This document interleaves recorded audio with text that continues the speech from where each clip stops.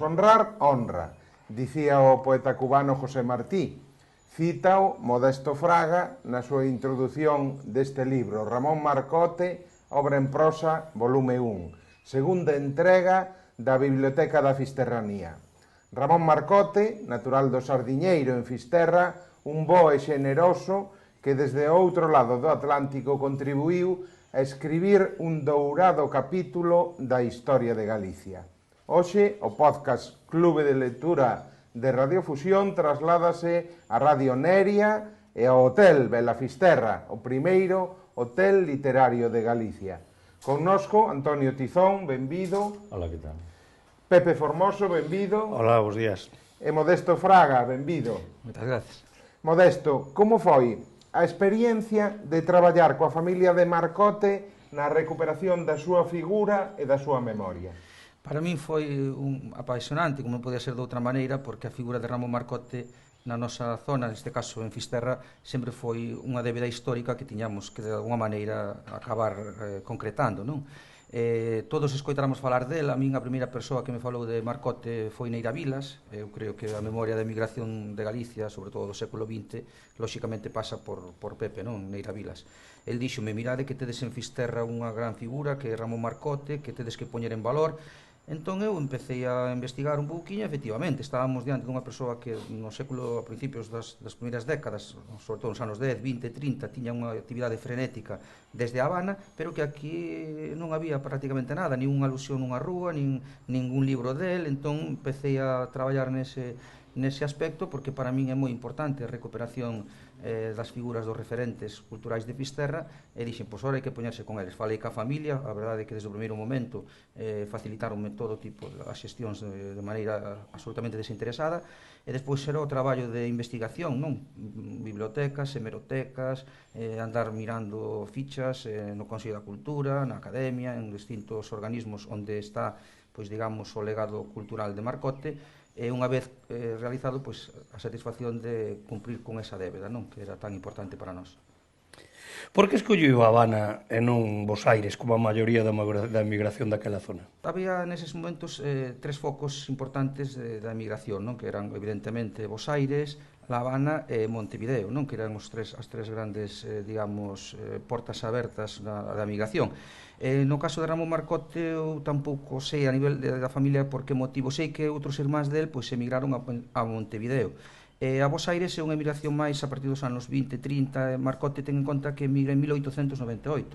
Ademais, faino nun contexto histórico moi difícil, porque era precisamente no ano da independencia das últimas colonias españolas, que foron Cuba e Filipinas, en 1898. Imaginadevos unha persoa como Marcote, de Sardiñeiro, dunha vila da Costa da Morte, con pouca formación, porque Marcote era unha persoa autodidacta, non? Que non tiña, digamos, unha carreira ni nada polo estilo, e chega a unha cidade tan cosmopolita como A Habana, na que é un facho impresionante a nivel cultural, onde se leva a cabo pois o que é todo o movimento identitario de Galicia, non? Que todos sabemos que nace na Habana, non? Tanto a academia como a prensa galega na Habana, con figuras como Aldo Álvarez Cinso, entre outros.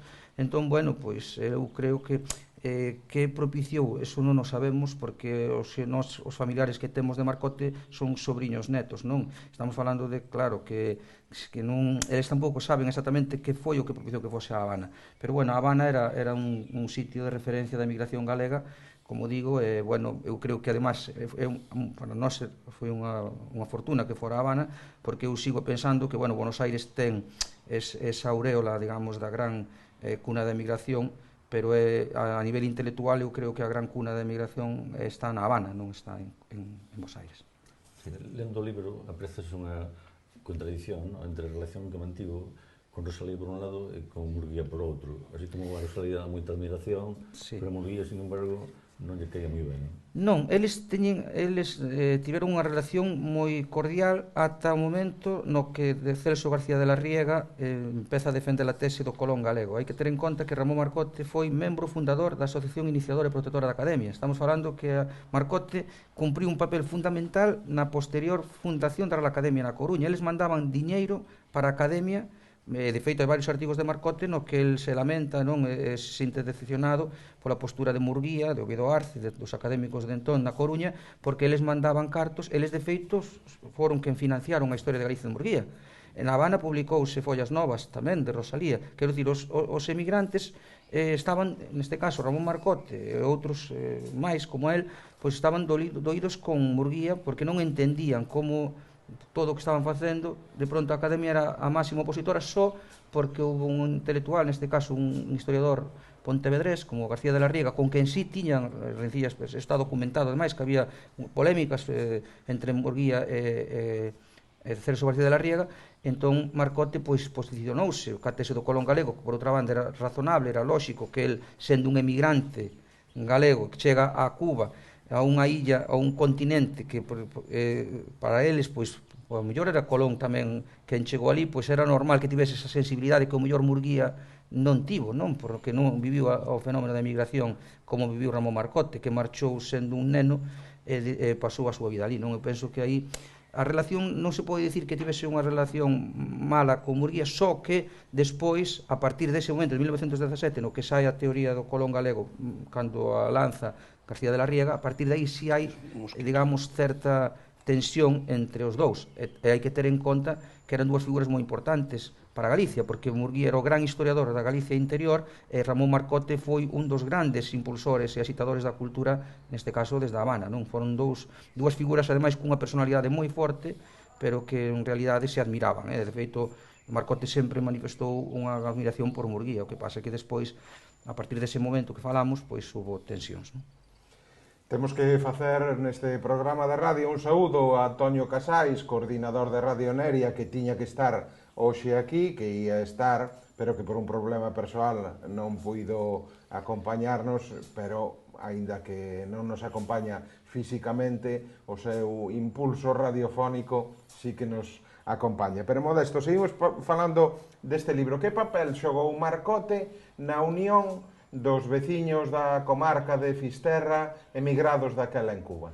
Bueno, un papel moi importante, porque el estaba, como dixen antes, moi implicado coa cultura, pero ao mesmo tempo estaba moi preocupado co que pasaba en Galicia, non? El nos seus artigos sempre lamenta pois esa situación de atraso, non? De desinterese polo feito cultural, porque eu creo que en parte era a súa personalidade. Ramón Marcote emigra sendo un rapaz con case 18 anos recén cumpridos, chega, fórmase nas clases das aulas da Concepción Arenal que había no Centro Galego, pasas polo día traballando e pola noite vai seguido ás aulas a aprender caligrafía, historia, literatura, vai se enchoupando, entón el vai vendo que Galicia efectivamente ten moita cultura, pero non entende por que razón ten ese atraso tan grande aquí. Entón el empeza a colaborar sobre todo coa ABC de Corcubión, que estaba en Bos Aires, e aí é un papel determinante que xoga unha figura importante tamén da emigración, que é Díaz Novo, que era o presidente do ABC de Corcubión, que tamén foi outro fisterrán, que se chamaba Casto María Inso, que foi o primeiro fundado presidente do ABC de Corcubión e director da revista Alborada, que foi unha das grandes publicacións da colectividade emigrante en Bos Aires. Entón, Díaz Novo escríbelle a Ramón Marcote para facer unha filial do ABC tamén na Habana, porque era consciente de que a Habana era un fervedoiro cultural. Entón Ramón Marcote, claro, coméntalle que ali pois non hai tanta xente implicada na cultura como en Bos Aires neses momentos, neses anos 30 e tal, entón, pero ponse mans a obra, efectivamente, crean alá unha filial do ABC, empezan a traballar con eles para a creación das escolas do rural, cando se fai a escola de Suarriba, a escola de Pasarela en Vimianzo, a de Nemiña en Muxía e a de Estorde, que son as escolas que fai o ABC de Corcubión. Eles mandaban fondos, pero fixeron moitísimas máis iniciativas, quer dizer, mesmo cando ven a visita a Galicia, a primeira visita que fai, que é en 1925, cando chega aquí, o primeiro que fai é entrevistarse ca filla de Díaz Novo, que era mestra de Sardiñeiro, porque ela comunícalle que hai moito alumnado e están todos e non saben, entón el comprométese a mirar, a xestionar ese tema, fai todas as xestións, vai a Madrid, vai a Coruña, resulta que o problema era o Concello, como suele pasar, lamentablemente, que non mandaran os papéis para arriba, a típica falta de interese. Entón a Marcotes iso pois apenaba moito, non? Pero sempre estivo involucrado en todo. De feito, eu recollo tamén unha suscripción que fan para erixir un monumento a Fernando Blanco que ainda hoxe non se sabe que pasou con eses cartos. Están as donacións, aparecen o diñeiro que se recauda para facer un monumento ao benemérito emigrante Fernando Blanco de Lema, que foi o que fixo a escola de cedo Fernando Blanco, que deixou casi 1 millón de pesos en ouro, que era unha auténtica fortuna, bueno, chegou a varias xeracións. De feito, está o testamento, está publicado nun dos números da Alborada, e son 4 ou 5 páxinas, todo o que dona, moi interesante tamén. Entón, claro, ele é unha persona moi implicada con Galicia, e está seguido preocupándose por todo. Depois de estar tantos anos, xa de que marche en 1898, é a primeira vez que ven a Galicia no ano 25, ou seja, casi 30 anos sin vir a Galicia. Recolles no libro a viaxe que fixo por Europa, que coincidiu tamén a España, tamén a Galicia e tamén a Sardiñeiro, non? Como foi ese reencontro, en principio, co vello continente e despois coa súa terra, con Sardiñeiro? Pois, como cabe esperar, non? Moi emocionante para el. El, de feito, o primeiro que di que o que máis se estimaba no mundo era poder abrazar a nai dos seus días, non? Que a súa propia nai, e ver os seus irmáns e tal. Entón, chega a Sardiñeiro e xa o primeiro que fai é activar as festas do San Xoán, e entre ele máis un par de persoas importantes, que eran Andrés Cerdeiras, que foi dono de varias fábricas aquí en Fisterra, en Camariñas, na zona, e Ballesteros, José Ballesteros. Entón, eles sufragan as festas, todos os festejos de Sardiñeiro. Entón, pasa varios días aquí, empeza a traballar o tema eses que lle van dicindo de ir a Coruña a entrevistarse, realiza unha xira por toda España, vai a San Sebastián, vai a Bilbao, vai a Barcelona, a Valencia, a Madrid, está por toda España, e tamén por Europa. El, claro, é o que falamos, non? Que moitas veces, cando estamos fora, é casi unha cuestión afectiva que marca moito. Eu creo que a persoa que vive na emigración, un ten que vivir iso para saber o que sería que era Galicia, non? De feito, Galicia nunca sería o que é sen a emigración. Nós aínda non homenaxeamos os galegos como se debe á emigración. Galicia debelle todo a emigración, debelle todo o carácter simbólico e identitario, nace na emigración. Na emigración empeza a prensa galega en Cuba. Na emigración entónase o himno galego por primeira vez no centro galego. A bandeira, izas a bandeira, publicase Follas Novas, a Murguía, nace a Real Academia Galega. Todo nace na emigración. Hasta a foto máis emblemática de Galicia da emigración, que é a foto famosa de dous fisterráns, de Chanquete, que nós somos amigos personais del, e de Jurjo. Esa foto icónica despedindo a súa nai que marcha para Argentina, esa é a foto que representa a Galicia. Entón eu creo que os galegos temos unha débeda histórica coa emigración, e eu non vexo moitas referencias ao que significa a emigración para Galicia. Está en todo, está en Seoane, está en Castelao, está, se miramos, está en todo, non? Antes falabas da teoría do Colón galego. Por que crees que non acabou de sentar, quitando o de Poio, que todo o mundo cree que Colón era de Poio, pero non acaba de demostrarse esa teoría que... Bueno, ahora xa está un poquinho máis a cousa, veremos. Vaise ver ahora que está co tema do ADN, que para chegar até este momento, iso hai que mover moitas pedras, pero vamos a ver. En primeiro lugar, eu creo que a tese galega empeza con De la Riega. Estamos falando do que non é de onte, estamos falando que pasaron máis de 100 anos. Xa pasaron 100 anos, e sigue en vigor, e sigue aí, e sigue latente. E é a que máis visos ten de ser certa, porque estamos falando de que hai documentación histórica que apareceu no Arquivo Provincial de Pontevedra, na que aparece o apelido Colón antes da chegada a América. Estamos falando de que era un apelido consolidado en Pontevedra, non se dá en ningún outro sitio, por lo tanto hai documentos. Está na toponimia, non hai ningún lugar que poda ter tantos topónimos como son os topónimos galegos. Xallas, poñerlle Xallas a un lugar en América, é raro que sea un genovés que lle pode poñer Xallas, que lle Porto Santo, San Salvador, en fin, mesmo na lingua de Colón. Hoxe, antes, había grandes opositores que cuestionaban que a lingua de Colón era o galego, e dicían que podía ser italiano, porque tampouco había grandes estudos filolóxicos que pudesen decir. Era moi fácil poder confundir o galego co italiano. Hoxe sábese que non, pero aparecen palabras que son máis de hoxe. Nós, por exemplo, en Fisterra decimos lexos. E lexos aparece nos textos de Colón. Lexos. Lonxe, eso é moi académico, pero en Fisterra todo o mundo di se vive lexos. Lexos. Esa é unha palabra totalmente galega. Depois podemos mirar moitísimas máis. que teñen que ver. Entón está na toponimia, está na lingua, está na tripulación, o feito de que unha das naves entre por Bayona, que se chamase a La Gallega, que a Santa María. Quer dizer, hai moitísimas cousas. Que pasa? Que houve intereses políticos, como sempre os hai, tanto de fora como desde aquí. De feito, digamos, a intelectualidade galega na época, digamos, que estamos a falar, de Murguía, non lle interesaba reivindicar un Colón galego, porque a idea de moitas desas persoas era que ainda hoxe se ten, de que Colón foi a América a exterminar os indios, e que iba matando, imaginade, ele era un navegante, pero hai xente que pensa que ele se dedicou a matar a todo o mundo. Entón, claro, como cambias esas ideas? É moi difícil de contrastar. E Murguía era un defensor do celtismo, non lle interesaba, estábamos nunha cuestión identitaria na que era moi importante marcar identidade para ser o que hoxe somos, que tamén ten o seu mérito, o seu valor, pero iso non significa que non se deba reivindicar a unha figura como Colón, que é unha das grandes figuras da historia, non?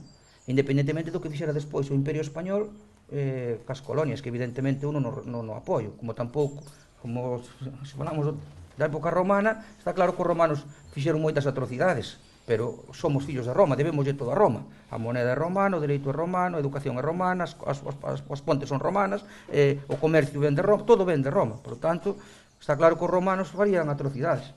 O Colón pues, pasaría igual, non creo. Radiofusión agradecelle a Pepe Formoso por brindarnos a hospitalidade no Hotel Bela Fisterra e lle trasladamos os nosos parabéns por este fermoso proxecto cultural tamén. E outro proxecto cultural de Ramón Marcote de suma importancia é a súa Historia de Galicia. Fálanos dese proxecto e do éxito que tivo a Historia de Galicia de Ramón Marcote no momento da súa edición. Sí, a verdade é que, bueno, é unha mágoa que hoxe non trouxen un dos exemplares, que eu teño un dos exemplares. A Historia de Galicia de Ramón Marcote que se cumpre precisamente o ano que ven o centenario. Nós, de feito, fixemos nesta primeira edición a obra en prosa volumen 1 para deixar que a Historia de Galicia sexa o segundo volume, porque claro, a Historia de Galicia son 400 e pico de páxinas, e imaginadevos este libro multiplicado, entón non é manexable, non hai que asustar a xente con un libro, con un tocho, non? Eu creo que hai que buscar máis o libro como que tire para chegarse a ele. Entón, como o ano que ven se fan 100 anos, imos refacer unha edición facsímil igual ao original de Marcote. Esa Historia de Galicia tivo un éxito impresionante porque, claro, non é a típica Historia de Galicia de carácter científico como pode ser a Historia de Galicia de Murguía, non? Nin é sequera como a de Viceto ou a de Otero, non? É unha Historia de Galicia de preguntas e respostas, é un compendio no que desde o primeiro capítulo ele vai facéndose unhas preguntas para que o lector coñeza, pois, quen foi o primeiro reino suevo de Galicia? Pois a resposta. Cando chegaron os romanos, quen tal? Entón, vai facendo iso ata o momento da súa época, non? Entón, é moi didáctica e por iso entrou tanto. De feito, foi recomendada para as escolas na súa época. A primeira edición esgotouse absolutamente, e depois saiu unha segunda edición. Por iso que falábamos antes do pique entre Murguía e Marcote, que cando el saca a Historia de Galicia, hai moita xente desde Galicia, sobre todo acólitos de Murguía, porque Murguía tiña o seu séquito, como todos os grandes, digamos, que están no centro do canon, pois teñen unha serie de persoas por detrás, entón, con pseudónimos, pois entraran a desacreditalo. Que fai un ausente escribindo unha Historia de Galicia, cando nosotros aquí tenemos a Murguía? Xa, pero que pasa? Que un ausente non pode escribir unha Historia de Galicia? Que pasa? Unha persoa, porque este fora, non pode escribir sobre Galicia? Que pasa? Que non lles interesaba, porque claro, vían o éxito que estaba a ter Marcote e despois asociaban ao tema, entón apareceron artigos de autores que hoxe sabemos quen son, porque utilizaban pseudónimos nos medios de comunicación, e eses pseudónimos nos hoxe, digamos, con carácter xa diacrónico, analizamos con perspectiva e sabemos quen está detrás de cada pseudónimo, pero xente como Carré Aldao e outros, pois, estaban detrás, porque eran persoas que, digamos, pois, eran moi, digamos, fieis a Murguía. Entón, non gustou.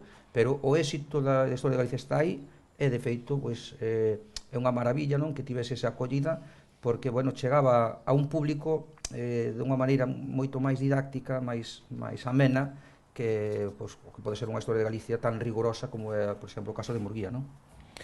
Sabendo o poder adquisitivo que tiña Ramón Marcote chegado á súa época adulta, cal crees que é o motivo por que non se prodigara máis as súas visitas a Galicia e a súa terra?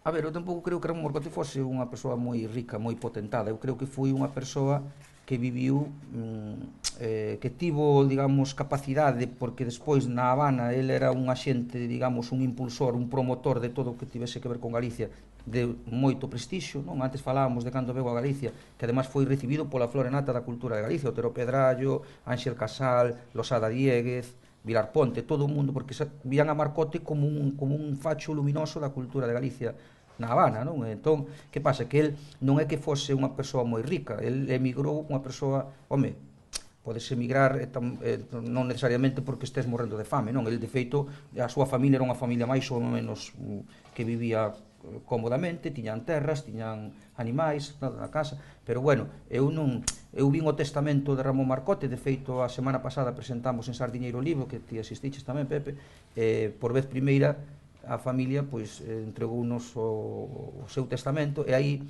vese pois era unha persoa que, bueno, donou máis de 2000 libros para a Biblioteca do Centro Galego, que son moitos libros, pero primeiras edicións de obras de Valle Inclán, de Blasco Ibáñez, dedicado, bueno, moito de todo, e despois hai varias partidas onde pon que dona $400 para a Asociación de Beneficencia de Naturales de Galicia, outros 200 para non sei que ao mellor son $400 para, hoxe non é nada, pero $400 nos anos 40 ou 50 igual eran algo máis, non? Ao mellor era unha cantidade importante, pero bueno, eu non creo que Ramón Marcote fora unha persoa moi, digamos, moi rica, temos constancia efectivamente de que fixo varias visitas, porque de feito a sobrinha de Marcote dixo que estivo máis veces en Sardiñeiro, pero non figuraron, que veu de incógnito, veu que non se quixo, digamos, de unha maneira máis discreta, pero el quedou ali, el fixo a súa vida en Cuba, o que podemos dicir é que foi unha figura moi determinante, moi importante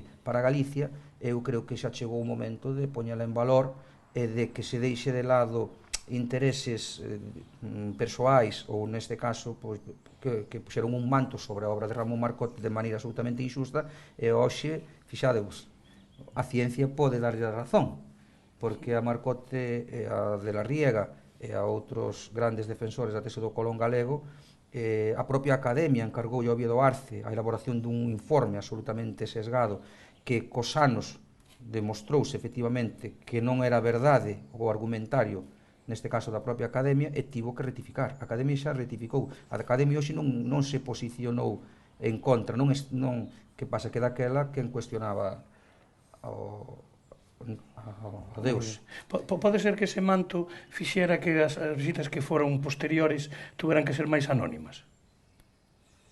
En relación a que? A que viñera máis veces, pero que non viñera con ese rango. Pode ser, é que, vamos a ver, ten en conta que Ramón Marcote empeza a defender a tese do Colón galego a partir de 1916-17 e el morre no ano 55 e hai varias cartas que el escribe nas que ainda está pedindo aos representantes da Academia, de feito ao presidente da Academia, a Casas, que foi tamén o alcalde da Coruña, mandalle unha carta na que lle pide que, por favor, que lle levanten ese tal, que a Academia, ahora que estás de presidente da Academia, que coñeces este tema, por que non resarces ese tema? Entón aí eu creo que el é máis, ten en conta que cando alguén defende unha causa, está convencido desa causa, e hai unha entidade, digamos, co prestixio que ter unha academia, a Real Academia Galega, na que che trata de falsificador, de manipulador, tal, eso é moi duro, sobre todo para persoas que teñen unha conciencia de Galicia tan elevada como tiña Ramón Marcote, non? Entón, claro, para el ese sempre foi un cravo que ao mellor pois el prefería vir e non que ninguén soupera, non, pero bueno, que hoxe, 100 anos despois, a ciencia médica poida darlle a razón a esta xente, a verdade é que xa eso sería impresionante, non? Porque Ramón Marcote non está no canon, está por fora da periferia, digamos, nos baixos máis tal, por motivos que non son estrictamente relacionados co que fixo, que o que fixo está máis que documentado e non hai máis que ler para saber que foi un gran amante de Galicia, un gran defensor da nosa cultura. Sí, esta edición que é túa, entón supón que serías ti quen decidiu, por exemplo, os versos que aparecen de Rosalía ao principio, sí, claro, esta frase que aparece na contracoberta tamén ali existía. Claro, está sacada dun artigo del, Claro, porque el nesta cita, claro, que depende como unha lea, non? Hai xente que lle parece que é unha cita desproporcionada e hai que no... Claro, el di, los gallegos cuando emigramos lo hacemos con nuestro dinero, no lo hacemos por miseria, como erróneamente se cree, sino por inclinación aventurera, empleando así la ley atávica de nuestros abuelos los celtas. Claro, él vai como que, vamos a ver, os celtas foron un pobo nómada que se moveu por todos lados. Entón el di que un pouco a idiosincrasia do galego non é esa, non? Emigrar porque quero conocer, quero disfrutar de outras cousas, non ter só a idea da que a emigración marchabas porque éramos mortos de fame, non? Que é outra das cousas que tamén hai que puntualizar. Eu si entendo que a migración foi moi dura, evidentemente, moi poucos se fixeron ricos, a maioría foi unha migración foi moi dura, pero non todo o mundo emigrou por esa necesidade, digamos, de ser un morto de fame. Entón é un pouco a donde el quere chegar, non? Eu creo que hai que contextualizar todo, porque parece que ao mellor poder pensar, non, é que este tío de que vai, que, o sea, que a xente que o pasou mal, non, é dicir, el emigrou, pois tamén ao mellor movido por ese sentimento de querer. Entonces fai esa asociación cos celtas, porque os celtas tampouco emigraban por necesidade, non, sino que foron povos que lle gustaba moverse por outros, conocer outros mundos, outras latitudes, entón un poquinho nesa dinámica. Dixo se fala neste párrafo. Los gallegos cuando emigramos lo hacemos con nuestro dinero.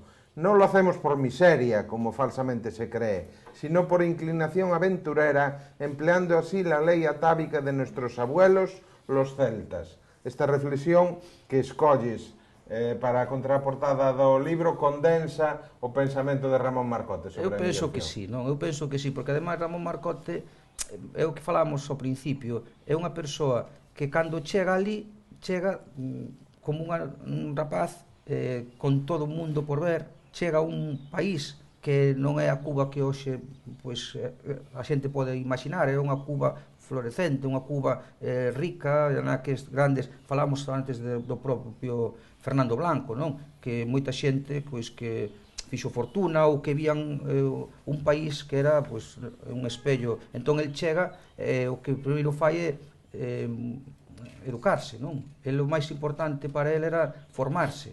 El non se van a traballar como todo calquera outro que chega só vai a traballar. É o que pasou ca emigración a Europa. A emigración a Europa porque non é como a emigración a América, porque non é unha emigración intelectual comprometida con Galicia, é unha emigración para ganar cartos, que está ben, sí, para facer casas ou pisos, ou para facer unha casa aquí durante 50 anos e que cando chegan os xubilados teñen que tirala porque xa está antigua.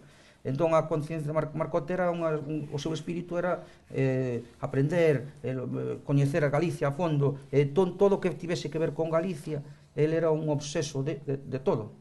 Non, o tema de Colón é unha cousa máis. Para el que houvese a posibilidade que Colón fora galego e non xenovés, que os documentos que manexaban o probase toda a información da que el fala en Colón Pontevedrés no seu libro para sustentar esa tese, claro, para el era ese sentimento de aventura, non? Colón é un aventurero que vai ás Indias e de casualidade chega a América, entra nun novo mundo, non cambia o mundo desde ese momento. Era galego como a min. Entón, el sempre cita, por exemplo, nos artigos a todas as galegas e galegos da historia, non? Que iso é mentira, que os galegos non somos ninguén. Entón, cita a Concepción Arenal, cita a Rosalía, cita a Isabel Barreto, bueno, a un montón de personalidades, Inés de Castro, non? En fin, todo o que lle sone a Galicia, para eles é a súa bandeira, non? Entón, eu creo que a cita vai un pouquiño nesas coordenadas. Partindo da base de que as comparacións son odiosas, no seu momento a él encárgaselle levar o ABC de Corcubión de Bos Aires a implantalo na Habana. Por que non chegou nunca, ou chegou a ter a importancia que ainda a día de hoxe ten o ABC de Bos Aires? Porque era unha filial, non? O ABC, digamos, o centro neurálxico do ABC está en Bos Aires. Aí está, de feito está este ano co centenario, ou non, foi o ano pasado, creo que foi no 22 ou no 23, non sei se foi o ano pasado ou este ano, foi o centenario, creo que este ano, no 23, parece que se funda no ano 22 ou 23, non estou seguro. Bueno, pois eles ali é onde se xuntan todos, Casto Insua, que foi o primeiro presidente, que era de Mallas, das familias das peritas de Mallas, que teñen cos Lestóns, de Sardiñeiro, ese foi o primeiro presidente da ABC de Corcubión.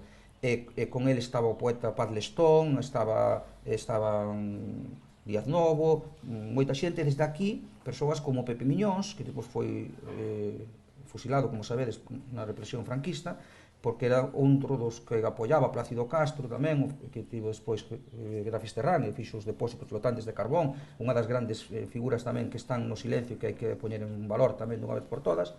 Entón, toda esa xente creou ese movimento desde Bos Aires. Entón, o que querían era crear distintos filiales, células vivas en outros sitios para facer aínda máis forza.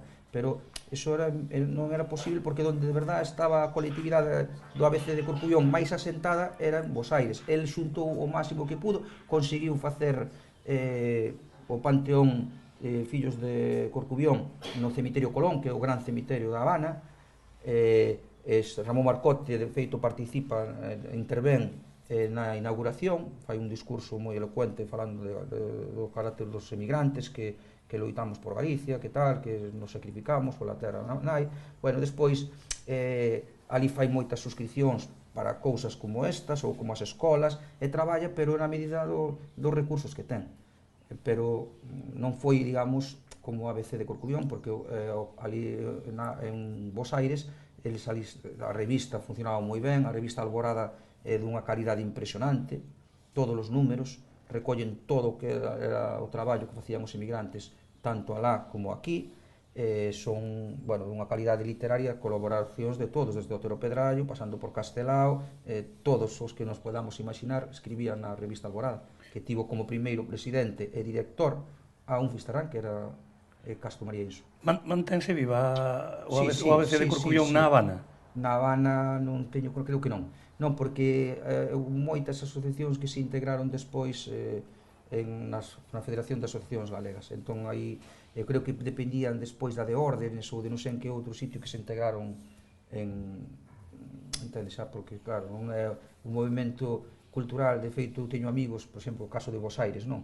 Que din, Dios mío, que ibas a Bos Aires e vías cadros e murais de Seoane, ou vías cousas de Castelao, e ibas ahora e caixa Terrochan velos tirados en trasteiros, cousas da nosa emigración. Quer dicir, non hai esa conciencia que existiu neses anos. Quer dicir, hoxe pasa ali, e moitos son descendentes de galegos, pero non saben nin onde está Fisterra.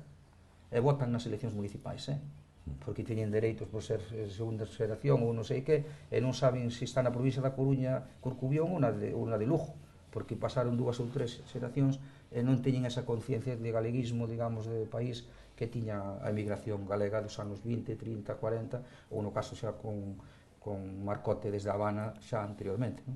Sí, falando con un veciño amigo meu, académico, por certo, cando lle dixo que iba a presentar este libro, que ele coñecía a Marcote perfectamente, eu non, pero dicía que Barreiro, que é un historiador e foi presidente da Academia... Xo Ramón Barreiro daqui, de Muros. Pois dicía que lle facía moita gracia. Eu, a verdade, a obra non me fixo moita gracia, que é grazoso a historia de Galicia. É o que eu comentaba antes, a historia de Galicia de Marcote é unha historia de Galicia de carácter desenfadado, non é científica. El non parte como Murguía de parámetros, digamos, históricos, documentados, non que ti podas estar máis ou menos de acordo, pero na del non, a del é como se fora para escolares, non? É unha pena que eu, fíxate que eses días levei nas presentacións e todo, pero hoxe pasouse medio en traela, non? Pero ainda vos la podo enseñar, depois ainda podemos ver que temos todo o día e podemos vela, non? É unha historia moi interesante porque é eso, con preguntas e respostas, en plan dialogada. Entón, faiche preguntas relacionadas con toda a historia de Galicia, entón ti vas sabendo cousas a raíz desas preguntas. Entón, bueno, ten esa peculiaridade, fala de todo, hasta o século XIX, quero dicir, fala de Murguía, fala de Rosalía, de Curros, por suposto, non? Que para el, Curros Enríquez era o gran referente da cultura de Galicia, que é o que suele pasar, non? Nós moitas veces sempre nos fixamos no canon por parámetros, digamos, que están establecidos e que parece que son inamovibles, non? Ou intocables. Nós temos esa diatriba cun Pondal, Rosalía e Curros. Curros Enríquez era o gran poeta do Rexurdimento. Sin embargo, quen quedou no canon foi Rosalía. Está claro que Rosalía foi unha gran poeta, eu non cuestiono Dios má parte, é unha grandísima poeta, pero Pondal, por exemplo, é un sublime da poesía, quero dicir, ninguén foi capaz de elaborar un repertorio literario poético da altura de Pondal. Ti lees os poemas de Pondal e levanche a sensación de que estás diante dun poeta visionario, que utiliza metáforas e unha versificación estrófica que non ves en Rosalía, que é moito máis popular, moito máis miña casiña meu lar. E ti lees a poesía de Pondal e dísase chapiel, porque utiliza un rexistro poético moi elevado. Entón, que pasa? Porque Rosalía está no centro do canon, que a mellor é unha casualidade que era muller de Murguía, non quero dicir que non sea casualidade, pode ser casualidade, pero porque Pondal, os Seoas, porque Pondal era outro gran defensor da tese do Colón galego, e ti sabes que os Seoas son casi 3.000 octavas reais que quedaron ainda no anonimato, non se publicaron, que de feito el dixíase que non, que era un orfebre que rompía e volvía a tal tumba, pero dá esa casualidade que o Seoas é un canto a conquista de América e porque non lle interesou a quen controlaba o canon que salir esa obra. Eso é unha realidade. E morriu, estuvo 30 anos con ese libro, e que casualidade que non salira. Entón tamén eu creo que tamén, digamos, a historiografía literaria ten que, de alguna vez tamén ten que ser un pouquiño ecuánime e xusta, non? É dicir, bueno, pois ao mellor tampouco, porque non interesaba. Cando Pondal era o bardo da poesía galega, e sigue sendo o bardo da poesía galega. Entón ese tipo de cousas, ao mellor cando salen os resultados do ADN e proben o que van a probar, igual explícase algunhas cousas que hasta ahora non se quixo explicar. Falabas antes do cementerio de Colón, do grandioso cementerio da Habana, feito por un galego, de Ferrol.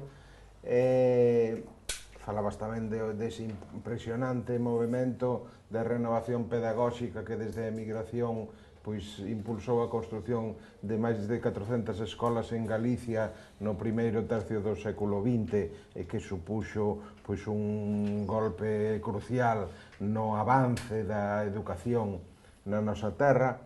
Tes a sensación de que quizáis na Galicia de hoxe non se valora o suficiente todo o que fixo a emigración por Galicia? Totalmente. Eu creo que eso é... Eu sigo mantendo que é unha débeda histórica. A Galicia ten que ter algo relacionado ca emigración que sexa equiparable, ou que non se pode equiparar, está claro, porque iso é difícil, non? Pero non temos nada, quero dicir, aquí non hai nada máis que unha consellería, creo que é de Relaciones Internacionales, non sei como se chama, que é unha cousa que non sabe ben como funciona, pero é que Galicia necesita unha vía, digamos, coa emigración, sobre todo con Bos Aires, La Habana, Montevideo, os grandes, un México mesmo, que acolliu a moitísimos exiliados republicanos, españoles e galegos. Alejandro Finisterre, que era de Fisterra, todo o mundo ouiu falar de Alejandro Finisterre, foi acollido na casa de Diego Rivera de Frida Kahlo, e como el moitísimos republicanos que estuveron que marchar. Entón, Galicia ten unha débeda ca migración moi grande, pero que nós aínda non saldamos. Quero dicir, eu non vexo que haxa intercambios de verdade institucionais, ou que cando nós, por exemplo, temos en América un filón a todos os efectos, igual que eu temos no caso da lingua, co Brasil, co mundo da lusofonía, que tampouco se explota, ou mesmo pasa co carácter celta, o tema da Bretaña ou de Irlanda, que eses son grandes xestións que a Galicia debería de aproveitar, porque nós si temos en que basar esas relacións, porque as basamos na historia do que está documentada e probada. A relación de Galicia con Bos Aires, con Argentina, ou con México, ou co Brasil, tal, é moi importante. O tema de Colón tamén incide nesa base, nesa liña, digamos, da América a Galicia, da Galicia que ve a América, desde Fisterra. Entón, todo eso hai que aproveitalo. Eu penso que se fixeran vínculos institucionais, culturais, históricos, lingüísticos, potentes, Galicia seguramente estaría na vanguarda, como era a canción de Fisterra vai na proa, non? De sempre, non? A Fisterra como a Galicia, non? Ideal, digamos. Entón, eu creo que aí teríamos moito que facer. Nós aquí temos a sorte de que temos un monumento emigrante, ainda, porque Fisterra foi tamén, como sabedes, unha das grandes vilas de Galicia nas que máis emigración houbo. De feito, aquí en Fisterra durante bastantes anos, aínda o voto emigrante cambiaba as eleccións, e nós tuvemos, agora que estamos bueno, non se pode falar de política, que estamos na xornada de elección, pero quero dicir que en Fisterra decidían aos votos da emigración, podían decidir o alcalde meterlo en Bos Aires, ou en Avellaneda, para ser unha candidatura ali, e nós ter que solicitar audiencia co alcalde ali, porque había 1000 e pico de electores con dereito a voto, casi como os que ten Fisterra. Entón, quero dicir que é moi significativo, igual que pasa con Lalín tamén. Lalín foi outra das vilas tamén de Galicia que tivo unha migración moi importante. Escribe Núñez Seixas e outros grandes estudiosos da migración moito sobre o fenómeno migratorio. Entón eu creo que nós temos motivos máis que suficientes para homenaxear a migración, porque lle debemos todo, a nivel identitario e simbólico. Galicia debe todo a migración, falemos antes da bandeira, do himno, de todo, da academia. Un resumo en imaxes deste programa, colgarémolo na canle de YouTube de Radiofusión, que é Radiofusión Emisoras. Se o buscades en YouTube e se vos suscribides, vos avisarán de cando o saquemos dentro duns días. Ramón Marcote, natural de Fisterra, de grande erudición e dunha cultura enciclopédica. Formación autodidacta. Durante máis de 50 anos, bibliotecario do Centro Galego da Habana en Cuba. Activo defensor dese movemento que desde a emigración creou máis de 400 escolas en Galicia. Nunca agradeceremos o suficiente ese impulso pedagóxico, ese labor de instrucción que encheu a nosa terra nas primeiras décadas do século XX. Moitas grazas ao público presente no Hotel Literario Vela Fisterra, a Ramón Marcote, a Modesto Fraga, a Antonio Tizón e a Pepe Formoso. Agradecémoslle que compartiran estes momentos connosco. Moitas grazas. Graciñas a todos.